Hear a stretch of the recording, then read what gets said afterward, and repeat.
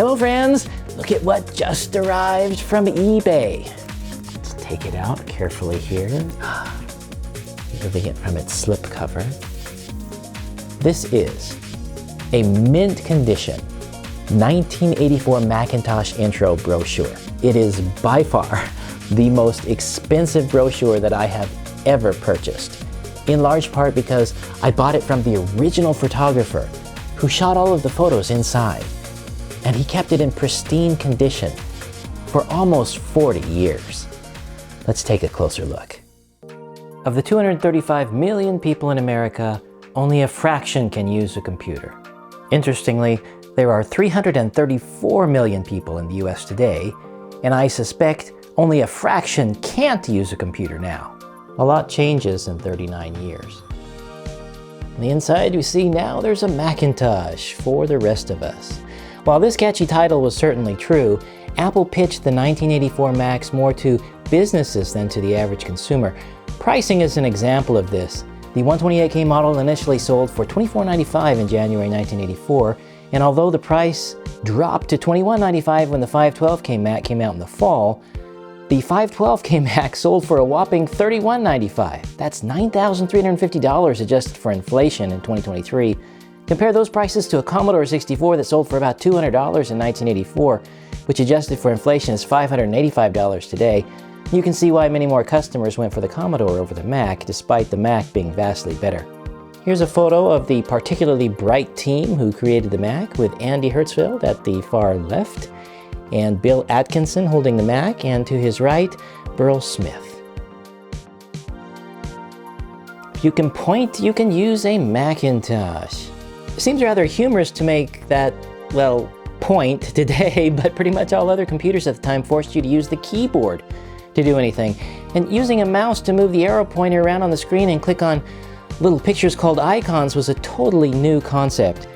If you haven't noticed already, this brochure has a lovely matte finish, and it's very smooth to the touch. The thick stock paper ensures you don't see any of the printing on the opposite side of the page. And the entire brochure screams premium quality and showcases attention to detail that, well, Steve Jobs established early on in Apple. Next, we have a lovely 4-page foldout. It goes into detail showing the new concepts like point and click, cut, paste, and print. This is the ImageWriter I dot matrix printer. When my father brought home a Macintosh 128K in early 1984, he also brought home one of these too. A very well-made printer, I must say, and one which would print exactly what was on the Mac's screen, which was quite different and significantly better than most any other computer and printer combination at the time. Now, if you have good eyes, you probably noticed something around this bottom staple here, and that's actually my paper repair. The staple had unfortunately torn through the original paper. I purchased some traditional Japanese washi paper called Kozo and a quality starch-based glue, which you can buy on Amazon USA, by the way, to repair the tear. I tore off a piece, which is what you're supposed to do rather than cutting it, and I tore it down to size, and then I used a finger touch amount of the glue on the paper to secure the torn parts. And when it's dry, it's very difficult to see. Kozo paper and starch glue are top choices in book repair and conservation due to the strength and durability over time. If you have a desk, you need a Macintosh. Notice all the neckties in the photos, showing once again how Apple was trying to sell the Mac to business customers. Now, there are some photos showing college students, but that was a pretty pricey machine to have in your college dorm at the time. Even so, the first Macs were somewhat portable compared to other computers. You could put the Mac into the basket of a bicycle, although you'd need to pray that you didn't ram into something by accident. An ordinary personal computer makes Macintosh even easier to understand. It sure does. You're definitely not going to put that hulking IBM PC monster into the basket of your bike. Look at those 3 massive manuals compared to the Mac's single slim user guide. The screen comparisons really drove the point home about how the Mac was better. The PC was boring and difficult to use in comparison, while the Mac was fresh, new, and a breeze to master even for computing novices. Here's where ordinary personal computers draw a blank. Boy, was that true. There was nothing like Mac Paint on any other computing platform. PC Paint didn't come on the scene until June 1984 and was a lackluster copy of Mac Paint, requiring you to buy a mouse, which PCs at the time didn't have. Even when you bought a mouse, few apps on the PC supported it. Mac Paint and its word processing companion app MacWrite helped to sell a lot of Macs. Now on the right side, we see a very young Bill Gates happily wearing his Macintosh polo shirt because his secret work to copy the Macintosh operating system was well underway. It's quite sad that such an inferior copy of Mac OS, known as Windows, later went on to dominate the PC market, where it remains dominant today. And here's the second lovely foldout.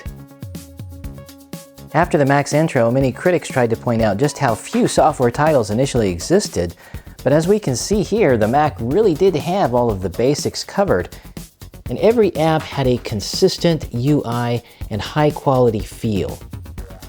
Most apps shown here are once again targeting business buyers, but there are a couple fun ones like Music Composer and Sargon 3 Chess. Note the gentleman front and center is Guy Kawasaki. Guy joined Apple in 1983 to market the Macintosh and left in 1987 to start his own venture.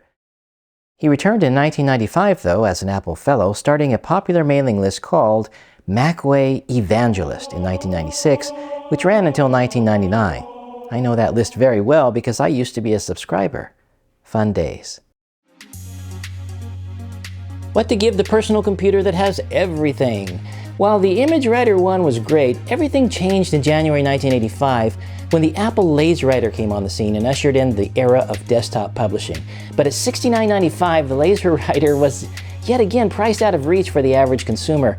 Adjusted for inflation, that's almost $20,000 today in 2023.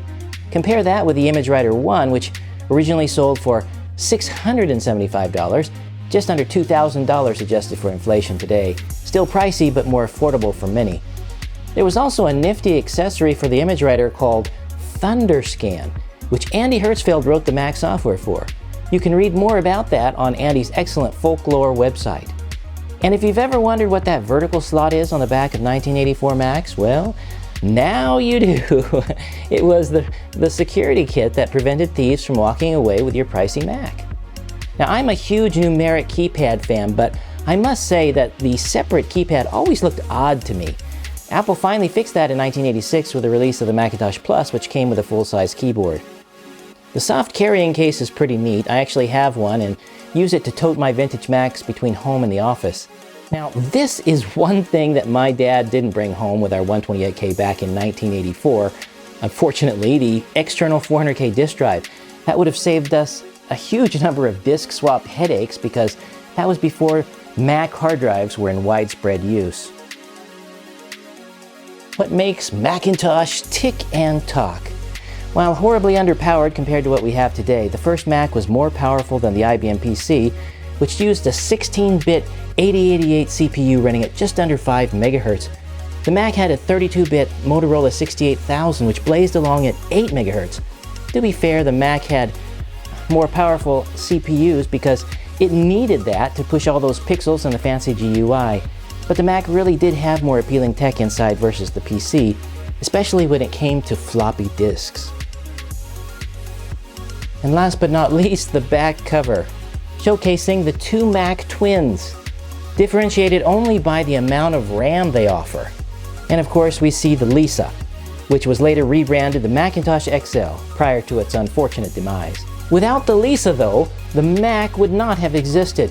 And while the Mac was in some ways inferior to the Lisa, for example, the smaller screen, overall the Mac was better, faster, smaller, and much more affordable too. By the way, those of you who thought the titanium Apple Card backed by Goldman Sachs was the first Apple credit card, you would be wrong. As we can see here, Apple offered a credit card even back in 1984. As I said earlier, this is the most expensive brochure that I have ever purchased. It cost me $120, plus just over $25 for shipping from the US to Japan, plus another $15 for Japanese sales taxes, bringing my total to $160. Now, this is the second edition brochure that was printed in October 1984. The first edition is also sold by the same photographer on eBay, although for more than double the price that I paid for the second edition. I put a link to his eBay page in the text description below. Note that you can find a variation of the first edition brochure on archive.org, and I've put a link to that also in the text description. I asked the photographer on eBay about the archive.org version, and he told me it was actually an insert in the March 19, 1984 issue of Newsweek magazine. I found that issue selling on eBay for a very reasonable price, so if you want to get that one, or one from a different seller, be absolutely sure you first confirm with the seller that it still has the Apple ad insert. The reason I purchased this second edition wasn't because I'm cheap and just wanted to save money compared to the first edition, but because the second edition actually has more content than the first edition did. Also, I couldn't find a scan of this anywhere, so I decided to buy it and archive it for all of you in the vintage Mac community. More specifically, I used my high-quality Canon 5600F scanner in combination with ViewScan to meticulously scan each and every page at 600 dpi. And then I spent many hours straightening, combining, removing artifacts, and ultimately compiling all of the scans into a single PDF of very high quality that I uploaded as a resource to the Tinker Different forum, a link to which I've put for you down in the text description below.